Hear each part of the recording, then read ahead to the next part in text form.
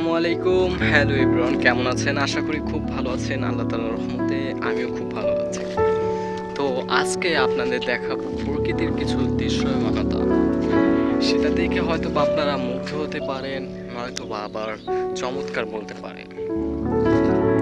হ্যাঁ, এটা হচ্ছে প্রকৃতির কিছু দৃশ্য যেটা আপনাদের কাছে আমরা তুলে ধরেছি এই মুহূর্তে। জানি না কতটা সুন্দর হতে পারে, কিন্তু এটা হচ্ছে গ্রাম অঞ্চলের সুন্দর ছোট্ট একটি প্রাকৃতিক দৃশ্য।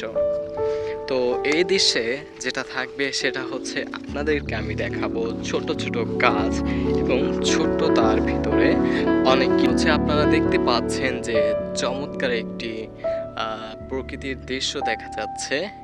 এদিকে হচ্ছে ছোট ছোট গাছ, তার ভিতরে বড় গাছ, অ্যান্ড হচ্ছে এদিকে ছোট্ট একটি ঝাঙ্গা বলে এগুলোকে। দেন হচ্ছে দেখতে পাচ্ছেন এগুলো আমরা অনেকেই চিনি না, যারা কিনা শহরে বসবাস করি, গ্রামে বসবাস যারা করে তারা এগুলোকে বলে হচ্ছে তেসরা। তেসরা এগুলো দিয়ে পালকি, সাপ ইত্যাদি বানানো হয়। আর হচ্ছে এটা হচ্ছে তেসরার ফুল বা হচ্ছে কি ফুল বা হচ্ছে দান।